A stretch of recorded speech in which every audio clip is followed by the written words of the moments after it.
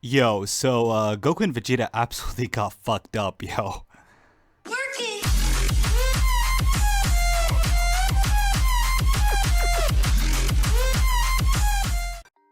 Okay, so it is finally good to be back and do some of the Dragon Ball Super reviews since I haven't done one in a while, let's say. It's been a hot minute, to say the least. So before I start this review, I just want to talk to you guys about the way I'm gonna do this, and I want to be honest before I start making reviews because I don't want to seem like I'm faking reactions or trying to manipulate you guys by thinking I'm overly excited or I don't like something. So I'm just gonna be honest with you guys about this because I truly did not see anything from the manga. Like, I've been isolated from Dragon Ball. I've been staying away from Twitter, as you guys know, for the past few months, also YouTube. So I know very little. So a lot of the things I'm going to be discussing in this review are things that are relatively fresh for me. Like, I know very small bits of what's gonna happen in the manga, like really small bits that they don't even count right now. So I know that Goku and Vegeta are gonna fight Moro again, but I don't know anything else besides that. And in addition to that, as you guys might have took the hint before, I'm a Dragon Ball purist, and by Dragon Ball purist, I don't mean that I enjoy one form of Dragon Ball and I'm biased completely towards the other. It's just that I actually love Dragon Ball. I love Dragon Ball in all its forms. I love the Dragon Ball dub. I love the Dragon Ball Sup. I love Dragon Ball Kai. I love Dragon Ball GT. Dragon Ball Super, I love some of it. I hate the rest of it, but I hate it for different reasons. I don't hate Dragon Ball Super because I think that it doesn't match about what I think Dragon Ball should be. It's just I hate Dragon Ball Super for the right reasons, because I don't see, there is like, when I look at Dragon Ball Super, I don't see passion anymore. I don't see like the same sort of drive that Akira Toriyama used to have when telling a story. I feel like they're trying to milk the Dragon Ball franchise in like, for lack of a better term. And I'm not saying they're milking it just because they're making it long. You can make something long. Like, One Piece is freaking long. Naruto is freaking long. Even though I know little about Naruto and One Piece, but I know they're very long and they have strong fan bases. But the thing that you should never lose is passion. And in this, and right now I'm going to transition to this arc and this review. I feel like some of that passion is being brought back to Dragon Ball. Like, it's all about the little details. It's about the little things that the pure Dragon Ball fan, or not even just the pure Dragon Ball fan, because I don't think Dragon Ball should be exclusive to one specific type of fan. It should be exclusive for everybody. But let me tell you, my friend, I let her watch Dragon Ball this summer. And trust me, she's very new to Dragon Ball. And some of the things that she complains, some of the things that she told me that she had problems of, like, are things that a lot of people are having problems of that have been watching the series for 20 years. There are some things that don't make sense.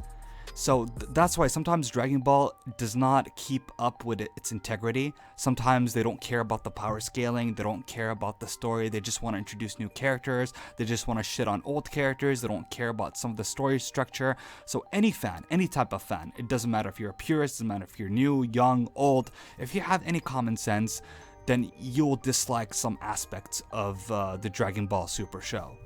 Now I know I went on a tangent right here, and like I told you guys, this video series of me and the reviews and thoughts are gonna be unscripted. Okay, it's just gonna be me talking to you guys, just saying whatever comes to my mind and talk about the latest chapter.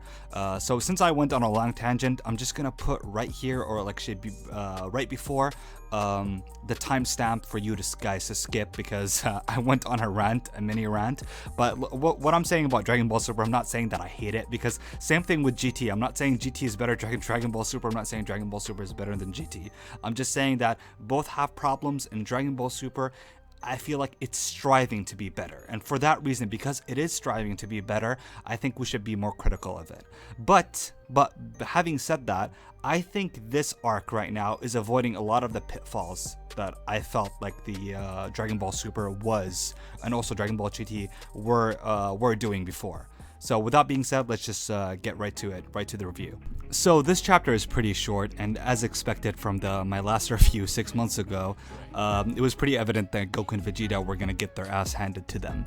However, what I didn't expect, first things first, this is Villain Dumbassery 101. The villain destroys the protagonist. He steals their energy, but just like Goku Black and just like all the times before, they don't do anything to get rid of the protagonist. And I know Goku and Vegeta serves no threat, and he probably wanted to keep them alive so he could steal their energy later, but I just find it hilarious that they were just right there. It's not like he destroyed them and they disappeared somehow or they got saved. It's just that he drained their powers and they were just laying down there for a couple of hours until they got found out. And if you thought that was unbelievable or less believable, what's even more, or actually less believable than that, is the fact that it appears that Mora have been ravaging planet Namek for 3 days. This is one of the things that you also need to suspend your disbelief when you read stuff like that in fiction. But just the fact that he was there for 3 days and he didn't get to finish off the planet or get the Dragon Balls in time kind of makes me question, what was he doing in 3 days? Was there much of a resistance? Even though in the end of the chapter you see there wasn't any sort of resistance. Like the Namekians, even if they all fused together, it wouldn't even make a difference. That's how strong he is right now. Because Moro, like we saw, consumes the energy that he drains from Goku and Vegeta, and he undergoes his very own transformation that happened prior. And he became younger after doing that, because as we're seeing, the more energy consumes, the younger he gets. I like it, but at the same time, it makes me worry, because Moro was a unique looking villain, an ancient wizard, goat man, with his younger self looking more like a classical buff Dragon Ball villain. So I worry that he will undergo the same transformation again, and he's just going to start getting more buff, and he's just going to lose all the unique qualities that he had to begin with. Not to say that he's a bad villain all of a sudden, I'm just explaining to you some certain anxieties that I had reading this chapter. So while all this was happening, we cut to Beerus and Whis, who are just doing what Beerus and Whis do, Beerus and Whis things, you know. Beerus thinking, oh, I'm all strong, I don't care, I'm just there, and he's just a constant reminder, Beerus, honestly, about some of the failures of Dragon Ball, about how these two characters, they exist, yet it feels because they're way too strong.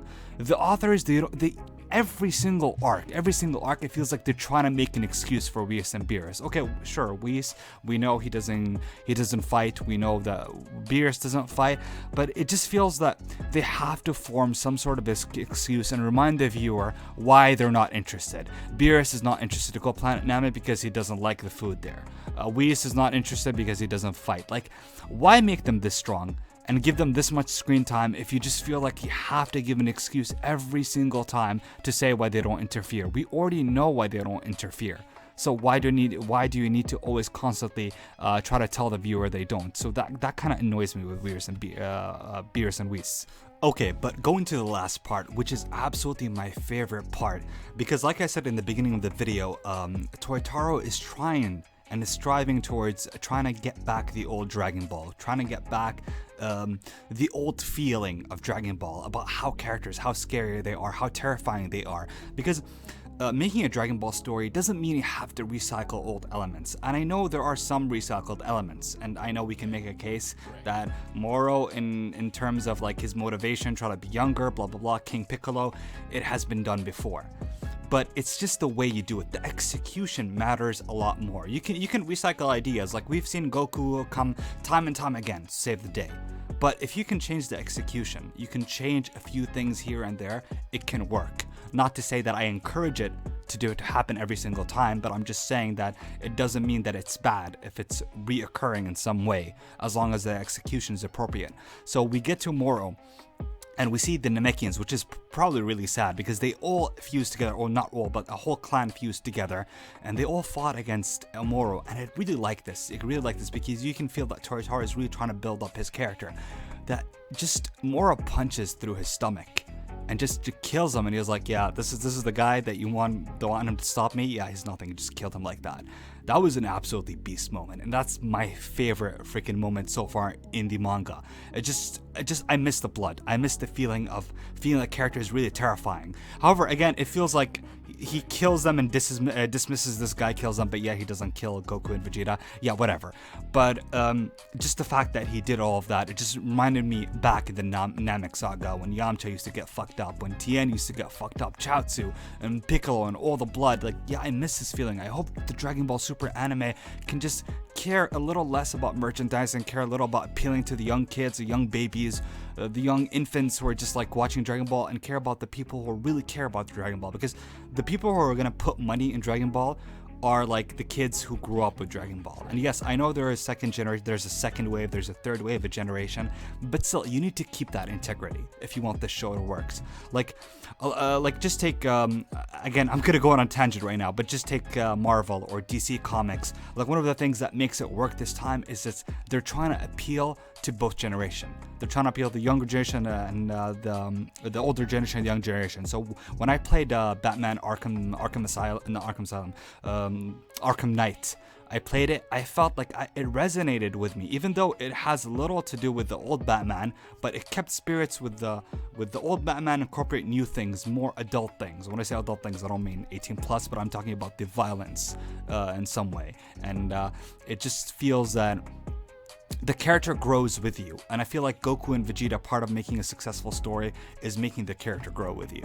So yeah, this chapter was a solid 8 out of 10 for me. I really enjoyed it, and I cannot wait to make a video tomorrow for the next chapter. So don't worry, guys, I'm not gonna take forever to upload videos, because just like I said, this video is just gonna be me unadulterated commentating. I'm just gonna say whatever happens on my mind and just upload it on YouTube. So I hope you guys enjoyed. So tell me your thoughts in the comment section down below. Tell me if you enjoyed this arc. Tell me what things I missed. Maybe I'm wrong about something. It's fine. I'm open to criticism. I'm just going on a tangent right now because it's been a long while since I talked about Dragon Ball with you guys. So yeah, I hope you guys enjoyed that I'm back, and I hope I can make more videos in the future. Peace, guys.